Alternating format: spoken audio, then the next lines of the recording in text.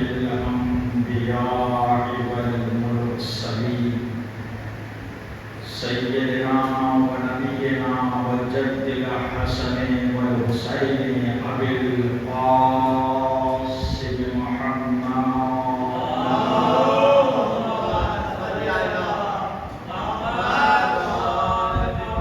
وعلى بيته الطيبين الطاهرين المعصومين المظلومين المنتخبين المنتجبين ولعنة الله على أعدائهم أجمعين وغاصب حقوقهم ومنكر فظائعهم ومصائبهم. أما بعد فقد قال رسول الله صلى الله عليه وآله وسلم بسم الله الرحمن الرحيم الفاتحة تزعج مني صلوات محمد وعليه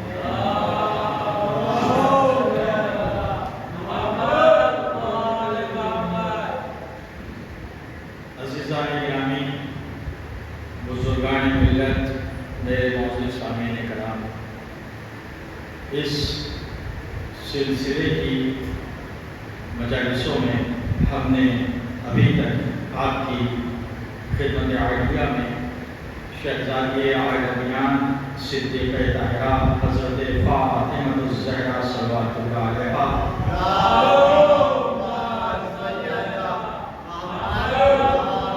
کی عظمتوں کو مسلسل آپ کے گوش گزار کرتے چلے آ رہے ہیں، اور آپ مسلسل شہزادی عالمیان صدیقہ طاہرہ کی عظمتوں کو اور فضیلتوں کو سماعت فرماتے چلے آ رہے ہیں۔ کل تک ہم نے شہزادی کے گوشہ عرض کیا تھا کہ شہزادی کی پوری زندگی علم دین کو پہنچانے اور علم دین کی تبلیغ میں صرف کی ہے۔ یہ الگ بات ہے کہ ان تمام خدمات کو، ان تمام واقعات کو تاریخ نے رقم نہیں کیا، کچھ تعصب کی بنا پر اور کچھ چونکہ عورتوں کی تاریخ لکھنے کا اس زمانے میں رواج نہیں تھا، اس بنا پر یہ دو وجوہات ہیں کہ جس کی بنا پر جناب سیدہ عالمیان کی پوری تاریخ، وہ تبلیغ زندگی، وہ کارنامے، وہ خدمات پورے طور پہ ہم تک نہیں آ پائے۔ لیکن بہرحال یہ نہیں کہا جا سکتا کہ شہزادی صدیقہ طاہرہ کا اس دین کی خدمت میں کوئی رول نہیں تھا، کوئی خدمت نہیں تھی، جبکہ ساری خدمات اور سارا رول شہزادی عالمیان کا تھا، اس لیے کہ یہی وہ بیوی تھی جو بذع رسول کہی جاتی تھی، بذع رسالت کہی جاتی تھی کہ الفاطمہ بذعۃ منی، یہ رسول نے سیدہ کی محبت میں نہیں ارشاد فرمایا کہ فاطمہ اپنے باپ کا یا محمد کا یا رسالت کا ٹکڑا ہے، یہ اسی لیے نہیں ارشاد فرمایا بلکہ اس لیے ارشاد فرمایا کہ اگر سیدہ عالمیان نہ ہوتی تو یقین جانے دین کی تبلیغ کا کرنا نہایت ہی مشکل ہو جاتا۔ پھر مردوں کے مسائل مولا کائنات بیان کر دیتے، پیغمبر اسلام بیان کر دیتے، اور آگے آنے والے علماء بیان کر دیتے، لیکن عورتوں کے مسائل کون بیان کرنا، عورتوں کے مسئلے کون بیان کرنا؟ تو اس کے لیے ایک کردار، ایک کریکٹر، ایک معصوم ہستی کا ہونا ضروری تھا۔ اس معصوم ہستی کا نام ہی جناب صدیقہ طاہرہ حضرت فاطمہ الزہرا صلوات اللہ علیہا۔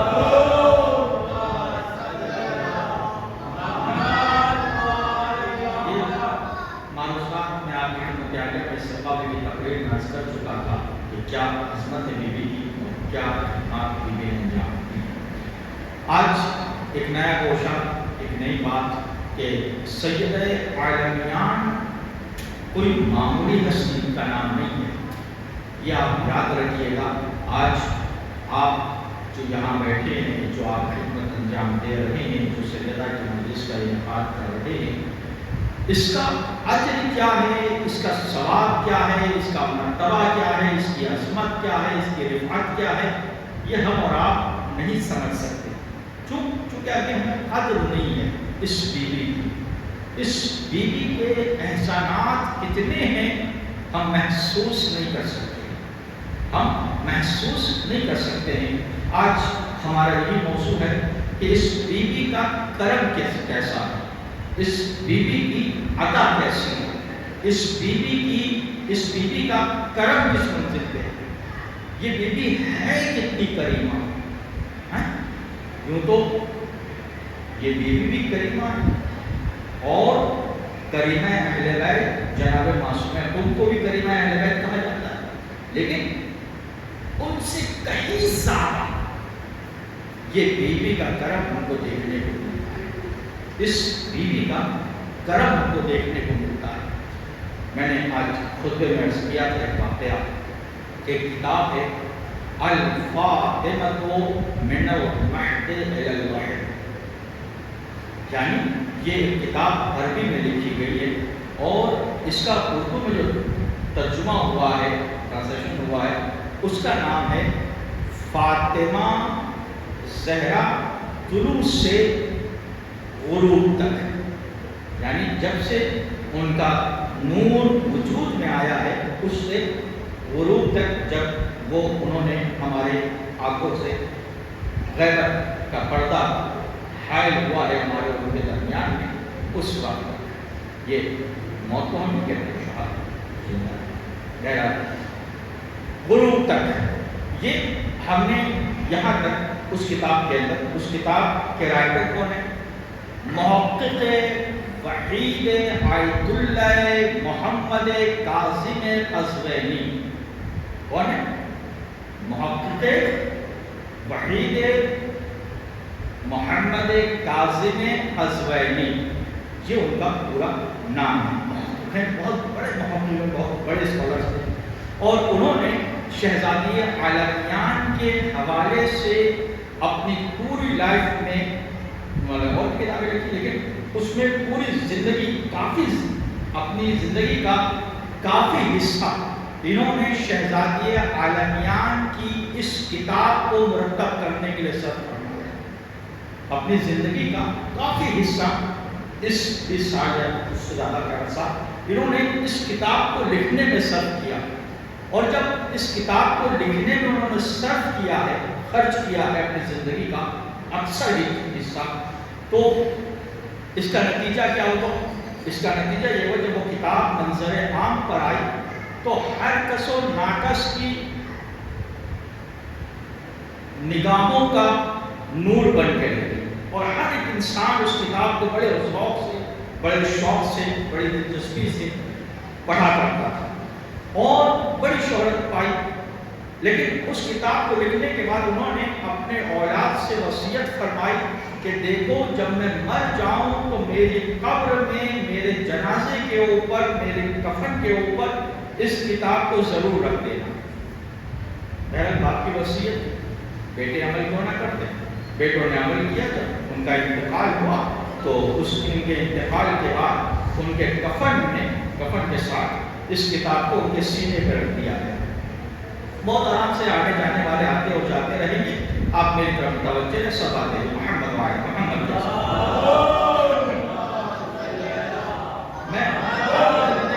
یہ بتانا چاہ رہا ہوں کہ شہزادی کا کرم دیکھیں اور شہزادی کی عظمت دیکھیں۔ آج آپ یہاں پہ بیٹھے ہیں، یہ آپ شکریہ ادا کریے، احسان مانیے گا اس شہزادی کا کہ جس نے آپ کو یہاں تک آنے کی توفیق عطا کی،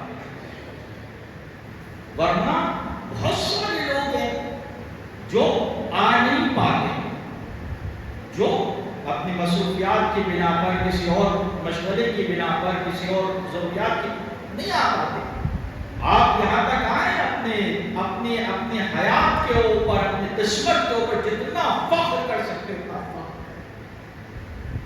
بس یہاں پہ یہ بات سنیں کہ انہوں نے وصیت فرمائی کہ جب میں مر جاؤں تو میرے جنازے میں میرے قبر کے اندر میرے سینے کے اوپر یہ کتاب رکھ دینا.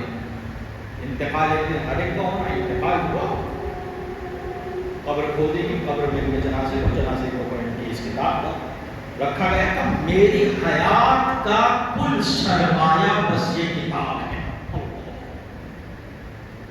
کیا کہا؟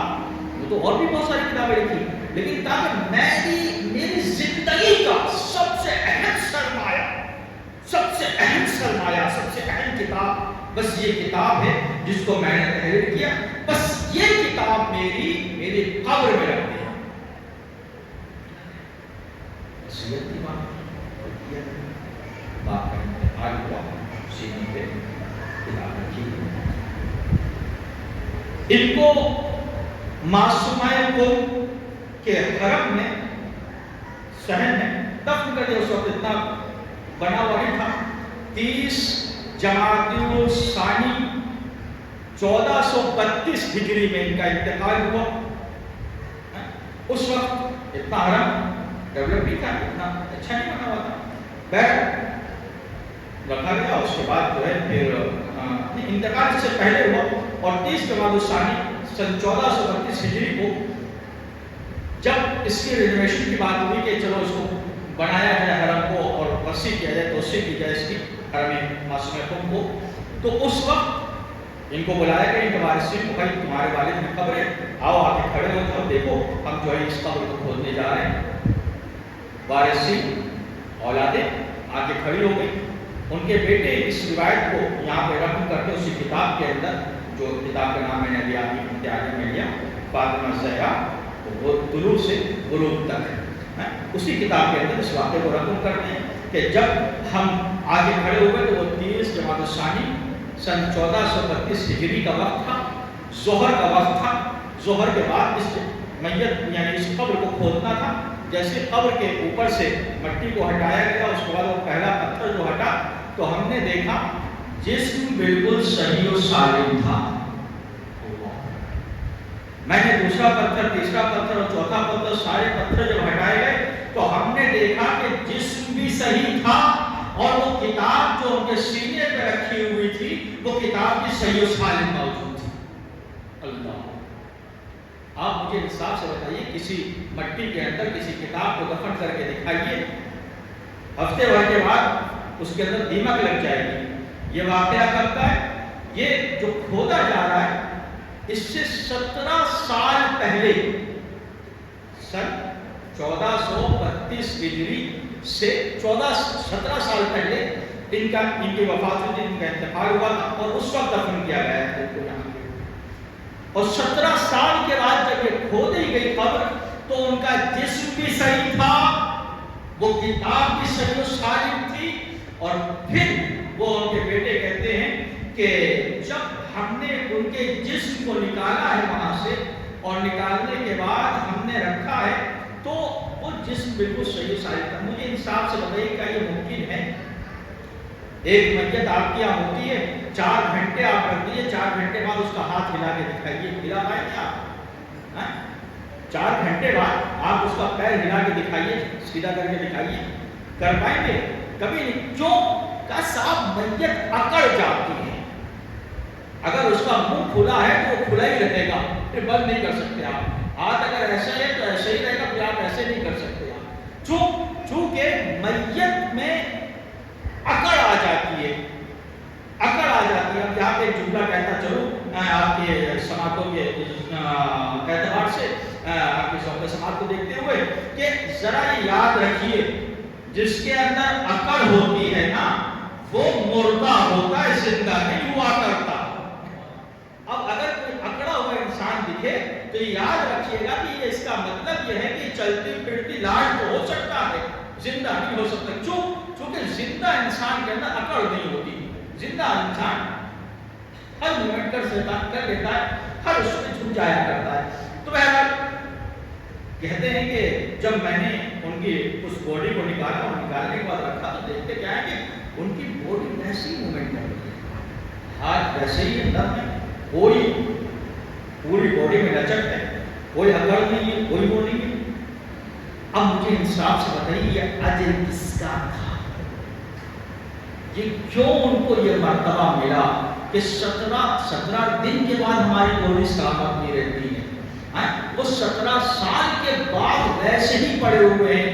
تو عزیزان گرامی، اب آپ سمجھے کہ شہزادی کی خدمت کرنے کا نتیجہ اس دنیا میں بھی ملتا ہے اور آخرت میں بھی عطا ہوتا ہے۔ صلوات محمد وعلی محمد کے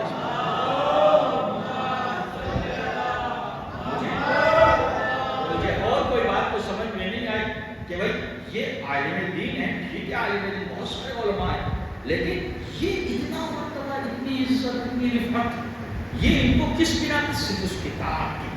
انہوں نے خود یہ اقرار کیا اولادوں نے کہ مجھے اور کچھ سمجھ میں نہیں آتا، مجھے بس یہ سمجھ میں آیا کہ انہوں نے جو کتاب لکھی تھی شہزادی عالمیان کے حوالے سے ان کے زمانے پہ، اس کتاب کا اجر بی نے ان کو یہ عطا فرمایا ہے کہ ہم نہ تم کو دنیا میں مرنے دیں گے، نہ دنیا میں تم کو تنہا چھوڑیں گے، نہ آخرت میں تم کو تنہا چھوڑیں گے۔ تو بس عزیزان گرامی، آج جو آپ یہاں مجلسوں میں آ رہے ہیں، ایام فاطمیہ کی مجالسیں کر رہے ہیں، یہ توفیق شہزادیہ عالمیان ہے، اور احسان ماننا اس بیوی کا کہ اس بیوی نے تم کو یہ توفیق دی ہے کہ تم اس کے فرش شہزادہ کھا سکتے، ورنہ ہر کس و ناقص کو یہ توفیق نصیب نہیں ہوتی ہے۔ اور اس کا اجر جو یہ مجلسوں کو انعقاد کر رہے ہیں، منعقد کر رہے ہیں، جس اعتبار سے بھی اس کا اجر شہزادی ان کو اس دنیا میں بھی عطا فرمائیں گے اور آخرت میں بھی عطا فرمائیں گے۔ صلوات محمد وعلی محمد کے رسول۔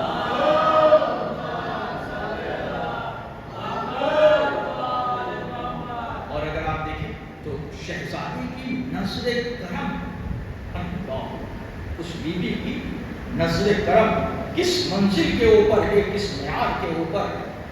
ایک جوان نہایت ہی بد کردار، بد اخلاق، بدتمیز، حرام کاری کرنے والا، چوری چماری، سارے عیوب اس کے اندر۔ ماں باپ عاجز ہو گئے، ایران کا واقعہ یہ کہ پریشان ہوئے، اور پریشان ہونے کے بعد کہ آج سے ہمارا تیرا کوئی تعلق نہیں، نکل جا ہمارے گھر سے، اپنا منہ نہ دکھانا، اپنا منہ نہ دکھانا۔ بدنام کر کے رکھ رکھا ہے زمانے میں، عزت کے قابل نہیں چھوڑا، سر اٹھانے کے قابل نہیں چھوڑا، نکال چلا گیا۔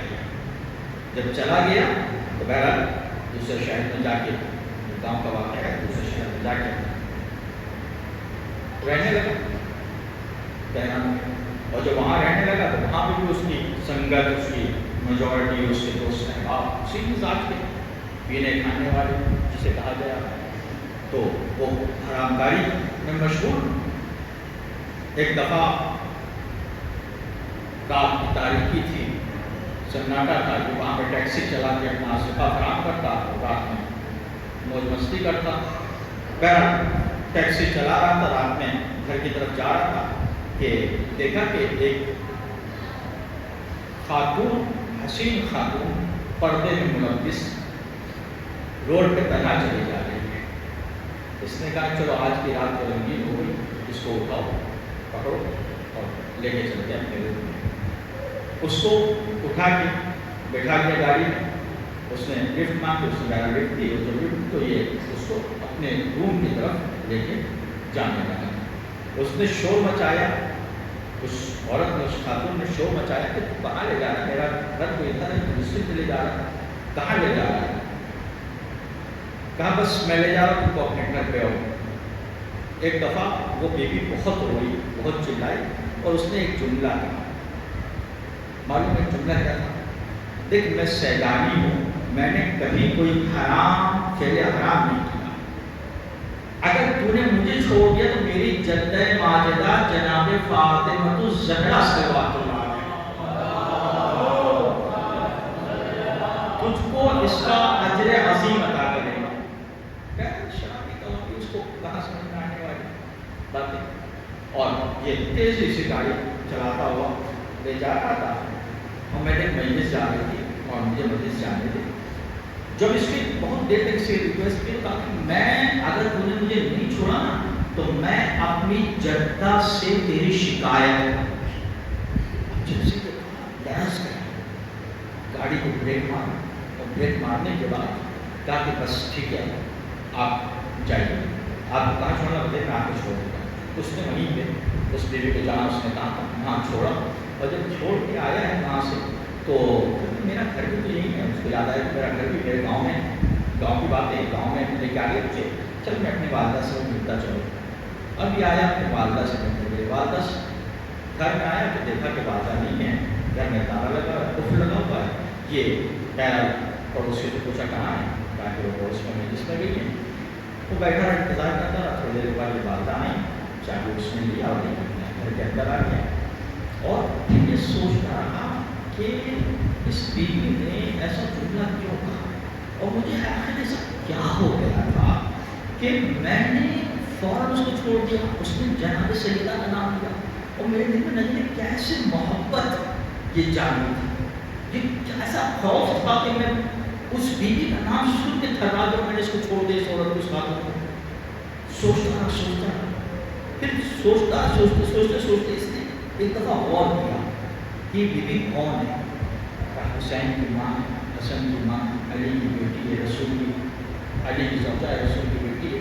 یہ ساری باتیں ایک دفعہ ذہن میں آئی، اور پھر ایک دفعہ متوجہ ہوا اور اپنے گناہوں کے اوپر نادم ہوا کہ میں نے بہت گناہ کیا، بہت گناہ، اور اسی وقت اس نے سارے گناہوں سے توبہ کی، تائب ہوا، اور پھر آ کے اپنی ماں سے کہتا ہے، ماں، جب ماں آئی تو ماں کہہ رہا ہے، ممتا تھی، چاہے جتنا ناراض بیٹا ہو، ممتا فوراً پگھل جاتی ہے، اور فوراً اس کو آغوش میں لے لیا، اور جب آغوش میں لیا تو اور زیادہ بلک بلک کے رونے لگا۔ جب افاقہ ہوا تو پوچھا، بیٹا تو آج کیا ہوا تجھے، آج تو بدلا بدلا سا لگ رہا ہے؟ تو مجھے نہیں معلوم مجھے ہوا کیا، بس مجھے کسی بیوی کی محبت سے ستا رہا، پتہ نہیں اس کا نام میں ایسی کون سی تاثیر تھی کہ میں پورا بدل گیا، پورا چینج ہو گیا۔ کہا ماں میں کل جو ہے میں جا رہا ہوں یہاں سے۔ کہا کہاں جا رہا ہے؟ کہا میں کل سے میں جا رہا ہوں نجف، بس اب مجھے یہاں نہیں رہنا، میں جا رہا ہوں نجف۔ کہا نجف میں کیا کرے گا؟ کہا وہاں پہ ان کے شوہر کا مزار ہے، ان کے بیٹے کا مزار ہے، میں وہاں جاؤں گا بس، اور جا کے وہاں پہ اپنے گناہوں کی مغفرت کروں گا، معافی کروں گا۔ بہرحال صبح ہوئی، سامنے سفر تو جاتی ہے، وہاں پہ پہنچا۔ اب جو وہاں پہ پہنچا ہے تو گڑ گڑا کے معافی مانگ رہا تھا۔ اسی وقت ایک یہ واقعہ، اگر میں خطا نہیں کر رہا ہوں تو وہی تو خراسانی یا رشی کے زمانے کا یہ کسی کا، کہ وہیں کے اوپر کسی آیت اللہ کے حوالے سے وہاں پہ حرم میں مولا کائنات کے پاس وہ قبر کھدی ہوئی تھی، کسی آیت اللہ کے مرنے کی خبر آئی تھی، وہاں پہ قبر تیار کرا دی گئی تھی، اور پھر بعد میں پتا چلا کہ صاحب کو سکتا ہوا تھا، وہ ابھی صحیح زندہ ہے، وہ مرے نہیں، انتقال نہیں ہوا۔ اب وہ عالم جو وہاں کے پیش نماز تھے، جو پیش نمازیں کیا کرتے وہ فکر میں تھے کہ اب بھائی یہ تو قبر تیار ہو چکی ہے، اب اس میں دفن کس کو کریں گے؟ اب یہ شخص، کون شخص؟ جو ایران سے معافی مانگتا ہوا یہاں تک آیا تھا، اور جب حرم میں آیا اتنا گریہ کیا، اتنا رویا، اور کہا کہ مولا بس اب مجھ سے گناہ نہیں، میں نے بہت گناہ کر لیے، اب میں معافی مانگنے آیا، آپ کو اسی بیوی کا واسطہ ہے، مجھے معاف فرما۔ اور اتنا گریہ کیا، اور مجھے دنیا سنا کے، اور وہ وہیں کے اوپر ختم ہو گیا۔ جب ان کو پتہ چلا تو انہوں نے اس کو وہیں اسی قبر کے اندر دفن کر دیا۔ اس دن کوئی دوسرا کوئی انسان نہیں مرا نجف میں، کسی کی میت نہیں ہوئی، اسی شخص کی میت ہوئی۔ انہوں نے کہا کہ بس یہ امیر المومنین کا حکم ہے، قبر تیار تھی، اس کے لیے امیر المومنین نے اس قبر کو تیار کیا ہے، لہذا اسی کو اسی قبر میں دفن کر دیا جائے۔ اللہ، جب اس کو قبر میں دفن کیا جانے لگا تو اب یہ واقعہ جو ہے آیت اللہ سے بیان کیا، اس نے خواب میں آیا۔ آخر یہ مرتبہ اس کو کس بنا پہ ملا؟ تو یہ بیان کرتا ہے کہ مجھے یہ مرتبہ کسی اور وجہ سے نہیں ملا، ایک تو میں نے جو اس سادات کے اوپر رحم کیا تھا، اس بیوی کے اوپر رحم کیا تھا، جس کو میں اپنے ہوس کا شکار بنانے کے لیے جا رہا تھا، جب میں نے سیدہ عالمیات کا نام سنا تو میرا دل کانپ گیا، کاٹ گیا اور میں نے اس کے اوپر رحم کیا. تو ذرا سوچیں اور غور کریں اس بات کے اوپر کہ اگر کوئی سادات کا اتنا سا احترام کر لے تو بیوی اس کو اس دنیا میں یہ مقام، یہ مرتبہ، یہ اجر دیتی ہے کہ اس کو اس دنیا میں ہدایت بھی دیتی ہے اور آخرت میں شفاعت بھی نصیب فرماتی ہے. صلوات محمد و آل محمد کے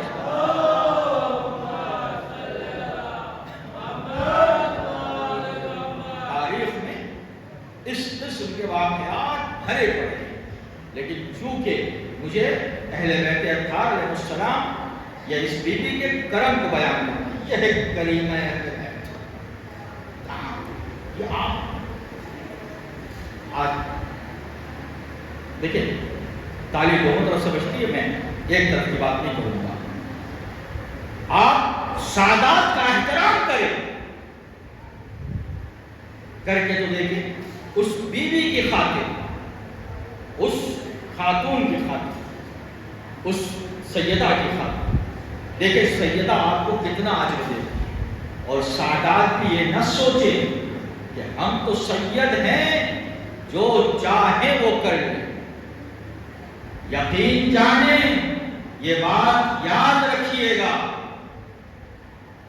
ذہن نشین کر لیجئے گا. جو خواجہ ہیں، مرزا ہیں، پٹھان ہیں، شیخ ہیں، غیر سید ہیں، ان سے کب حساب اور کتاب ہوگا. میں آپ سے سوال کرتا ہوں، ایک فطری بات مجھے بتائیے، پڑوسی کا بچہ اگر کوئی گناہ کرے آپ کو غصہ آتا ہے زیادہ کہ نہیں؟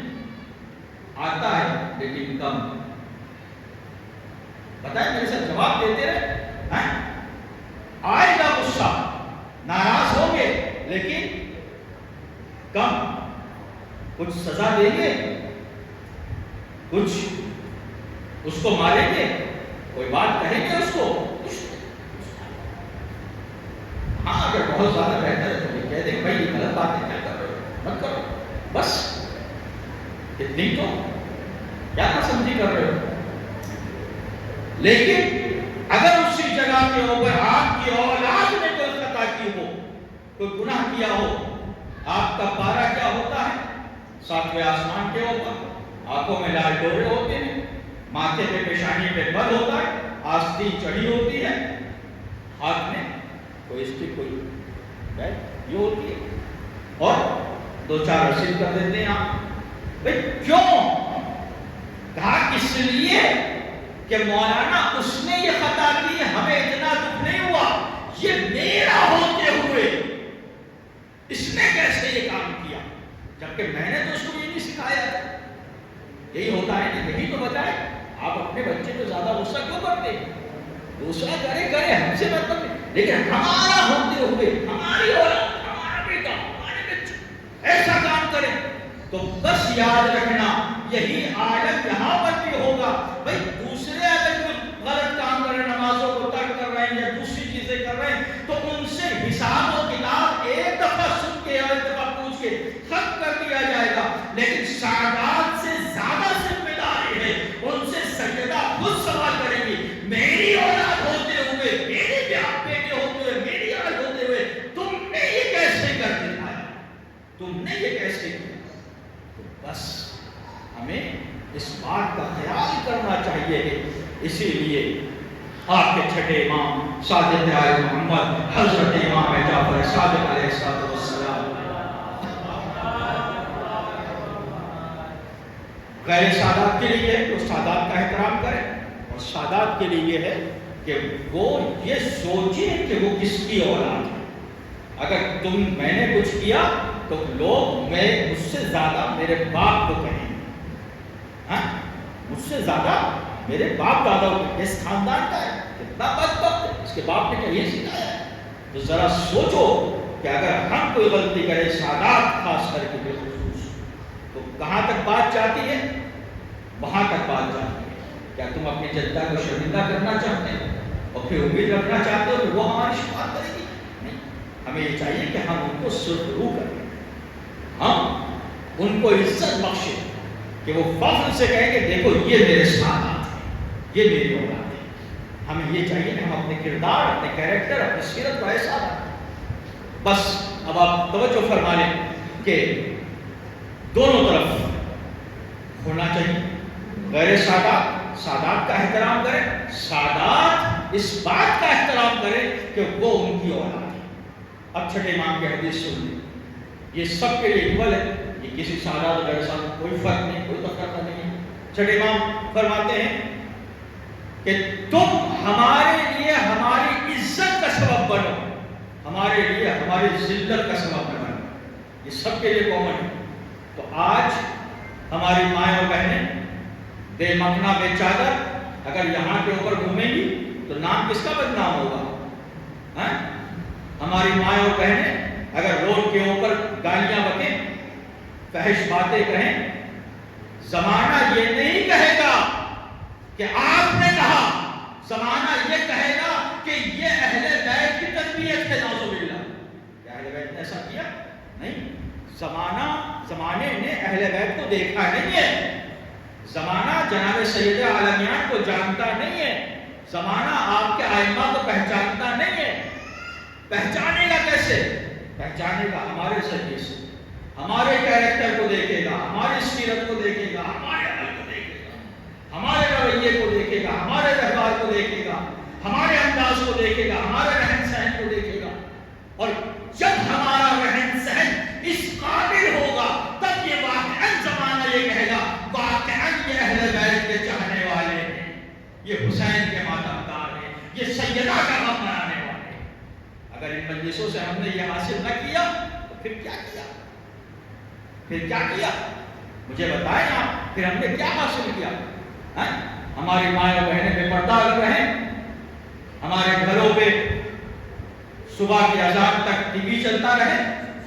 یہ باتیں میں ایسے نہیں کہہ رہا ہوں، میں نے خود اپنے کانوں سے سنا، اس لیے کہہ رہا ہوں.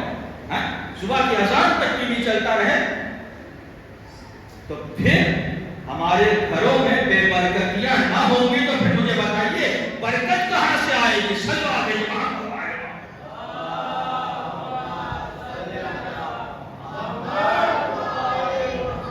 یہ باتیں میں اس لیے عرض کر رہا ہوں کہ یہ ضروری ہے، قوم کی ضرورت ہے.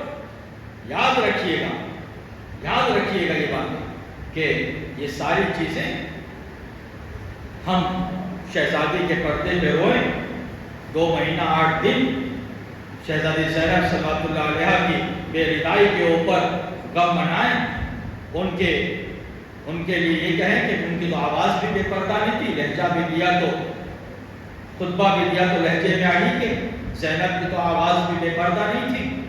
اگر یہ معاملہ ہے تو پھر ہمارے لیے یہ قانون کیوں نہیں؟ کس بات کا رونا ہے؟ اسی بات کا تو رونا ہے کہ ان کو اتنا مجبور کیا گیا کہ ان کو بے ردا بے مکھنا دربار تک آنا پڑا، بازاروں تک جانا پڑا. پھر رونا اس کا جب ہم بے مکھنا بے ردا بغیر حجاب اس طریقے سے چل رہے ہیں.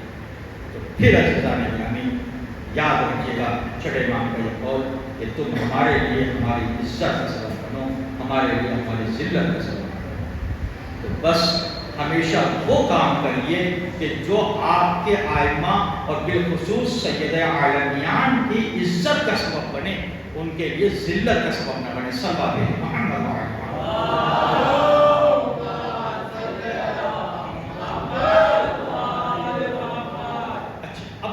یہ محسوس کیسے کیا جائے؟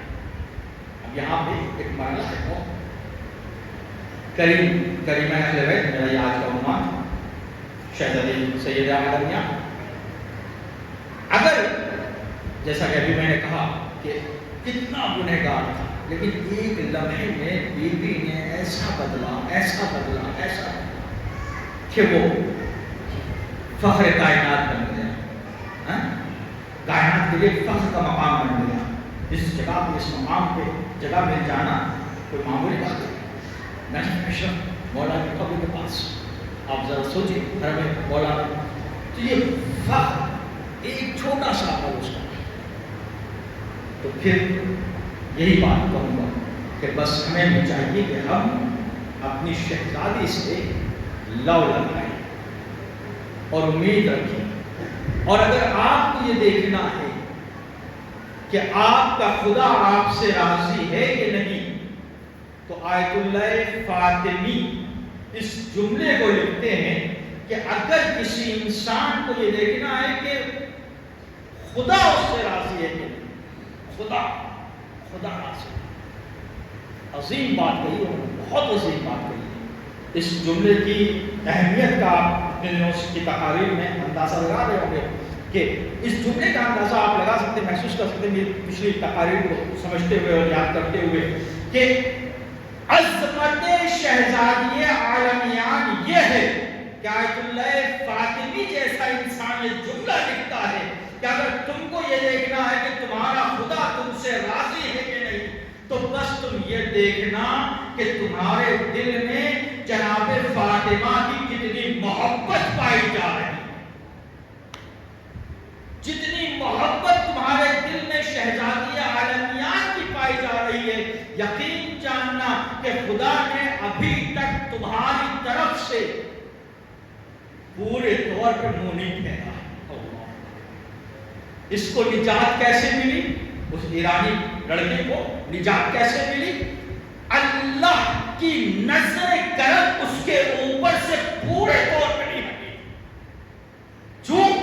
چونکہ جناب سیدہ کی محبت اس کے دل میں کہیں نہ کہیں موجود، تبھی تو اس نے خوف محسوس کیا، اس بیوی کو آزاد کر دیا۔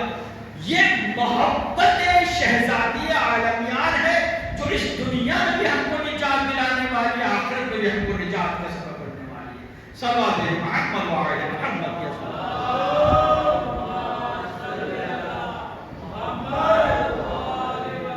اور ایک بات یاد رکھیے گا، بس عزیزان گرامی لمبی ہو جائے گی بات انشاءاللہ، اور کسی اور موقع کے اوپر عرض کروں گا کہ یہ سیدہ عالمیان صدیقہ ہے، بڑی عظیم، بڑی عظیم، بڑی کریمہ ہے، اتنی کریمہ کہ علی خالی ہاتھ گھر واپس آ گئے۔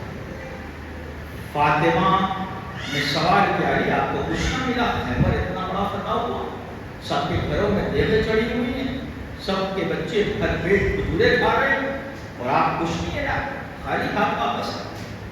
فاطمہ ملا تو تھا، لیکن مجھے معلوم تھا تو کھا کے نہیں کھلا کے خوش ہوتی، میں نے سب کچھ راہ خدا میں صدقہ کر دیا۔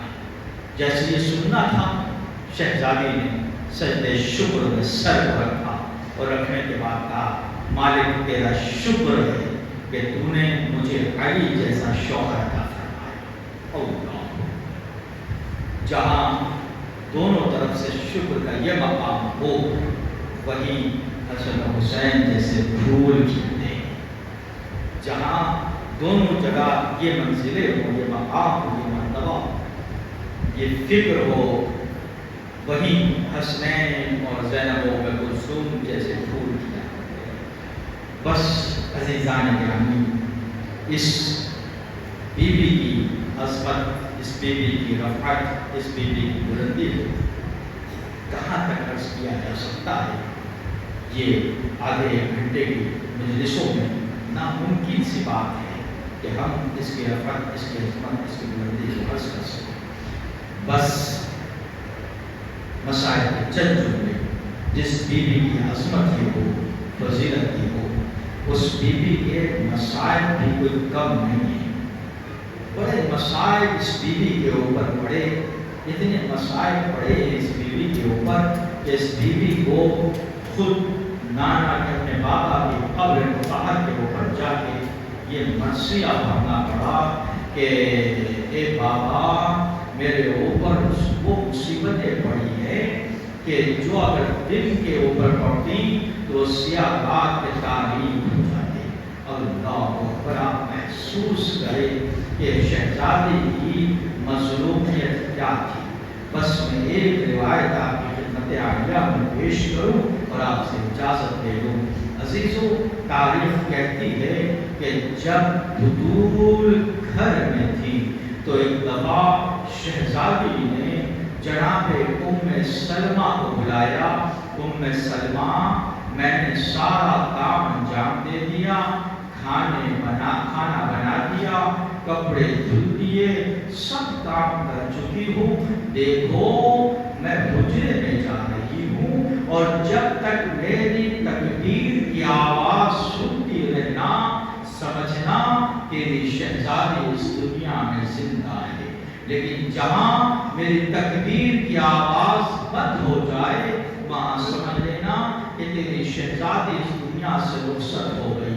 अब सवाल ये पैदा होता है कि एक जुमला फिर शहजादी ने कहा, और देखो सलमान, जब मेरे बच्चे आ जाए ना तो पहले उनको खाना खिला देना और बाद में उनको बताना कि तुम्हारी माँ इस दुनिया से रुखसत हो गई। ये रिवायत आपने सुन रखी है। इस जुमले से बीवी के ये पता चलता है कि हसनैन घर में नहीं थे। तो सवाल ये पैदा होता है कि ज़ैनब उम्मे कुलसूम फिर कहाँ थी? ज़ैनब उम्मे कुलसूम तो घर में होनी चाहिए थी ना। तो शहजादी ज़ैनब उम्मे कुलसूम भी घर में नहीं थी, क्योंकि जनाब सैयदा उम्मे सलमा से ये वसीयत कर रही है, उम्मे सलमा देखो बच्चों को पहले खाना खिला देना, फिर बाद मेरी शहादत की खबर देना। अब यहाँ पे ईरान के एक ज़ाकिर है, वो इसके ऊपर तज्जिया पेश करते हैं और बताते हैं कि मसला ये था कि जब बीवी का मर्द के वक्त मर्द करीब आया तो बीवी ने ये किया। मुझे सवाल में यहाँ पे करूँ, खैर करूँ कि थोड़ा सा मुझे इंसाफ से बताओ, अभी इसी साल मेरी वालदा, एक साल पहले मेरी वालदा का इंतकाल हुआ, तो जैसे ही मुझे मालूम चला कि मेरी वालिदा आईसीयू पे वेंटिलेटर के ऊपर जा चुकी है, तो मैं फौरन यहाँ आया और यहाँ से मैं फौरन रिटर्न गया हूँ। अजीज साहब ने कहा क्यों गया? इसलिए गया कि कम से कम वक्त मर्द मैं अपनी वालिदा की कुछ खिदमत कर सकूं। यहाँ आप भी परदेश में रहते हैं, अगर वतन से कोई फोन आ जाए और कोई आपका अपना ऐसी हालत में हो तो इंसान चाहे जितना पैसा लगे पहुंचने की कोशिश करता है ताकि वक्त मर्द मैं अपने वारिस के पास रह सकूं, अपने बाप अपनी माँ के पास रह सकूं। अल्लाहु अकबर! ये कौन सी ऐसी बात थी कि जनाब फातिमातुज़ ज़हरा को मालूम है मेरा मर्द वक्त अभी नजदीक है और हसनैन को भेज दिया, ज़ैनब उम्मे कुलसूम को ज़ाकिर कहते पड़ोस में भेज दिया। ये आखिर बीवी क्या कहना चाहती है? ये बीवी आखिर क्या बताना चाहती है?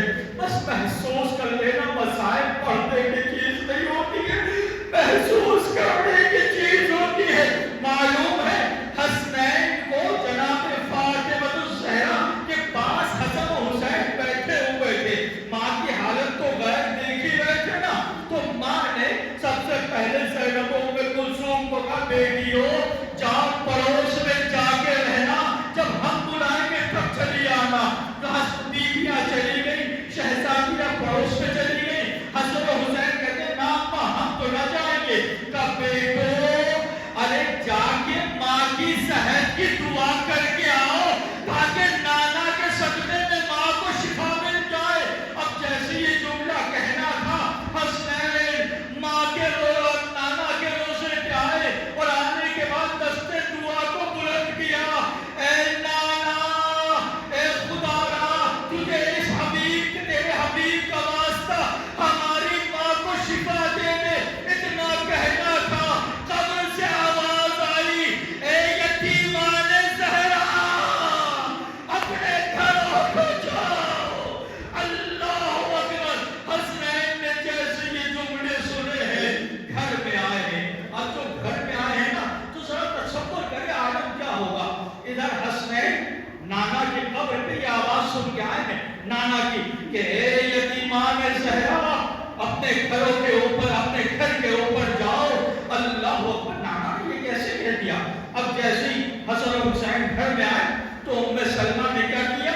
जैसे देखा कि आवाज बंद हो गई, उम्मे सलमा अंदर गई, देखा कि बीवी रुखसत हो चुकी है इस दुनिया से, आंसू को पोंछा।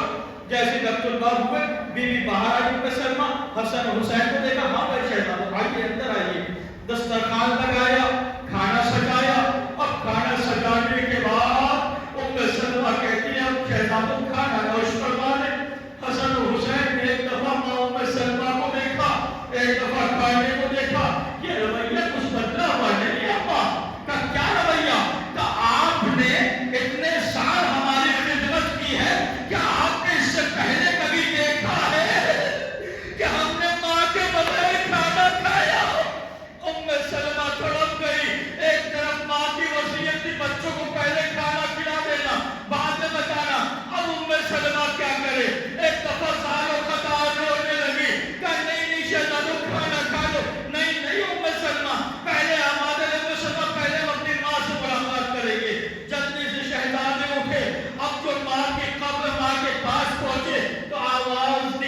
अम्मा आवाज दो, कोई आवाज ना आई, दोबारा आवाज दी, अम्मा तुम्हारा हुसैन बुलाता है, आवाज दो, कोई आवाज ना आई।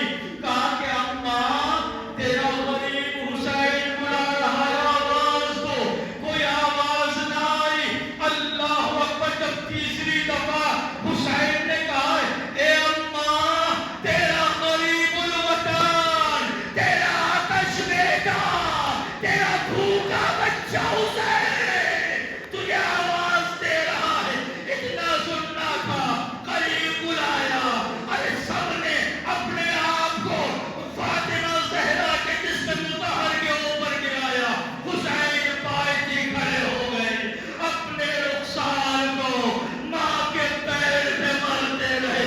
अम्मा आज तुमने बुलाया, तेरा हुसैन आ गया, कल हुसैन बुलाएगा, तू आ जाना। अजब नहीं माँ ने कहा हो, हुसैन तेरी माँ तेरे काफिले के पीछे पीछे सफर करे। أنا خلاص بعد سيعرف الذين عنه وتسليم